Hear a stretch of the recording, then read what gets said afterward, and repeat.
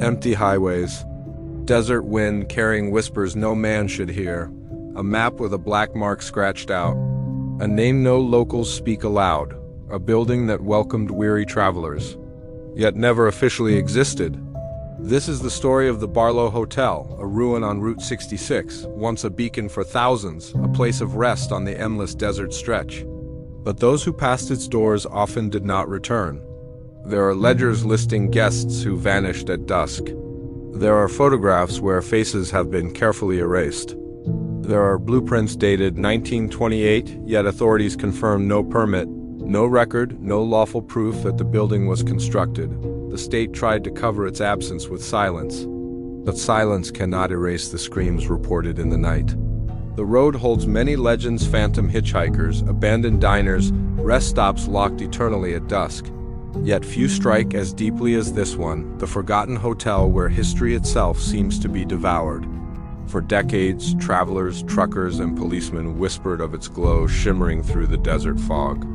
For decades, official records determined it did not exist. It was not on maps. It was not recognized as standing on state land. Yet those who entered remembered its halls in chilling detail.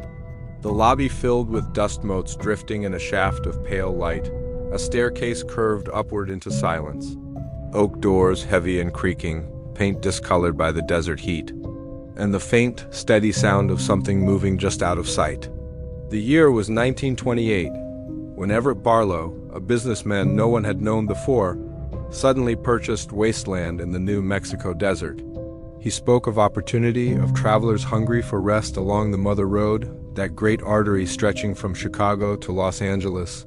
Locals remember wagons bringing lumber. They recall seeing men hammering in the heat, shaping the walls in Spanish Revival style. Yet county records never mention any such purchase, no deed, no permit. When curious lawyers searched, they found not a single lawful document binding Everett to that land. Still, travelers remembered the glow of neon proclaiming the Barlow Hotel. Postcards were printed, letters written home. Painted advertisements survived into the late 30s, all proof that it had been there, yet no official government notice acknowledges this. The Barlow rose from the sands with its white stucco walls, its arched doorways, and wide dining room windows that shone dangerously bright during the dark desert nights. It had 12 rooms upstairs, each with heavy doors and brass plates marked with numbers 1 through 12. But photographs of the hotel reveal something else: unexpected figures, blurred and unnatural, standing behind groups who posed on the porch. In one photograph discovered in Gallup's Historical Society, a man appears near the left edge.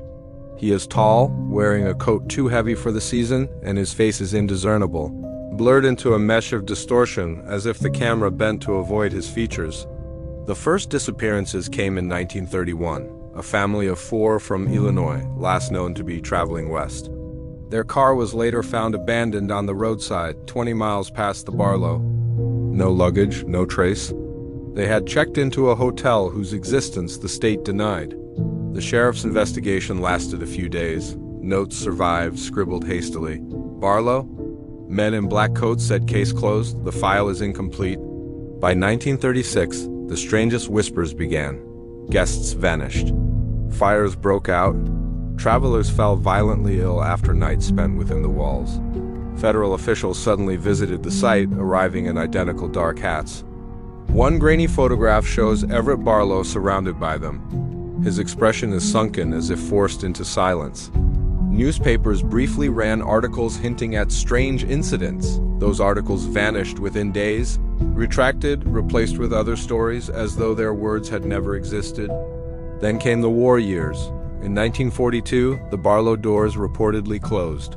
Government vehicles were seen at dusk, headlights gleaming against its walls. Rumors spread that the hotel was seized for wartime use, but no record confirms this. Locals claimed soldiers drilled holes into the hotel's basement walls. They said voices echoed languages not of this world. By 1951, the hotel was rumored destroyed in a fire, swallowed in flame. And yet photographs from the late 1950s still show it whole. Couples still tell stories of staying in its rooms. One couple in Arizona later produced a check-in receipt from 1957, though its handwriting looked alien letters elongated strangely, as though someone was imitating human writing, but not quite sure how. In the early 1960s, things grew stranger. State maps erased the hotel entirely, replacing its location with a blank service gap. By 1963, no traveler was supposed to know of its existence, though truck drivers still swore they saw its sign glowing. Some claimed to follow dirt paths leading to nothing but sagebrush. Others insisted they entered its lot, its lobby, its silent halls, and hours later found themselves awakened in their parked vehicles miles away, the morning sun already climbing. In 1978, the final living sighting of Everett Barlow occurred. An elderly man walked into a county courthouse in Grants, clutching keys in his hand. Witnesses described him as pale, his face deeply lined, like a man who had lived 3 centuries rather than 8 decades. He spoke to a clerk asking if the ledgers were safe. Moments later, he collapsed, dead of apparent heart failure. The brass keys he carried were inscribed with numbers from 1 to 12, the rooms of his Forbiddance Hotel. Lying hidden for decades in archives buried in a Santa Fe building, researchers later found a black notebook marked E. Barlow, 1933. Its pages contained names. Names upon names of men, women, children checking in. But these names never reappear in census records. Some pages ended abruptly, ink trailing mid-word. A list unfinished, as though the writer had suddenly lost control of his hand. Among the surviving objects, one image unsettled even the most skeptical. It was marked Room 6. The photograph shows a child's toy, a porcelain doll, collapsed on the floor. Closer inspection reveals the doll's hand extended forward almost unnaturally. It did not look dropped. It looked as though it were reaching out. Then came the reel of film. 16 millimeters, fragile and incomplete. It is titled Barlow Surveillance. The footage flickers with the corridors of the hotel, the empty staircase, the closed doors. For 10 minutes, nothing changes. Then faintly, one wooden door creaks open, the corridor flickers. A blurred man staggers from the room, leaning forward as though to scream, but the film ends before a sound is heard. Witnesses continue to whisper about the place, even decades later. Truckers claim strange children wave them down, leading them toward a glowing sign. Others speak of couples who checked in, then later awoke miles away, confused, their belongings misplaced, with days of memory missing. A Freedom of Information Act request in 1996 revealed a heavily redacted government file. On one uncovered page, the Barlow is referred to as Operation Nidus, the Latin word nidus. Translates as nest. The remainder of the file is blacked by ink. What explanation survives? Paranormal investigators speak of haunted structures that consume the spirits of guests. Historians suggest federal experiments were cloaked behind a false hotel front, with unsuspecting visitors as their subjects. Scholars whisper of cults, of robed men chanting underground. Some propose stranger still. The building itself is not fixed in time. It appears when it wills. It vanishes when it chooses. Guests are not murdered, not abducted, but pulled through doors into a place outside time. And yet, theories collide against silence. Government records return again and again to nothing. Satellite images mark empty dust. Official maps declare absence. But the desert holds memory. Drivers tell of the sign glowing faintly, shimmering like heat. Then, in 2013, truth broke through. A hiker wandering near Blue Water discovered foundations pressed beneath the sand. Among the rubble, he uncovered a shattered oak frame splintered and charred with age. Rusted against it was a brass plate marked with one chilling number, Room 6. Pressed inside the frame, tucked where wood fibers met, was a single torn page. Yellow with age, crumbling, and in Everett Barlow's hand, the words read, "Guest returned, room occupied. Must prepare the others."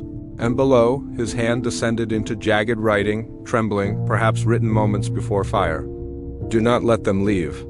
They are not finished with us yet." That page is the final artifact.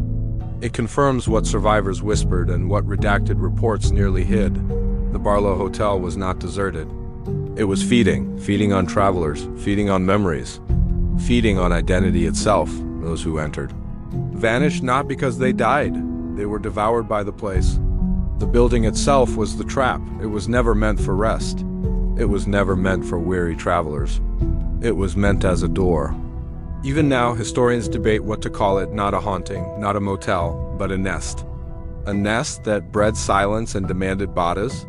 And perhaps tonight, if you drive long enough along the New Mexico stretch of Route 66, if you let the wind carry through your rolled-down window, you may hear the faint buzz of neon lights flickering behind the dunes. Perhaps you will see in the distance the shape of a hotel burning with a sign that reads in shining red, "The Barlow Hotel, vacancy." And if you do, think carefully. Think of the ledgers that always end mid-word. Think of the travelers who never returned. Because once you check in, no one can say with certainty what will happen next. The records insist the place was erased. The governments insist no building ever stood. The desert insists otherwise. The truth waits only for the next guest. The next guest might be you.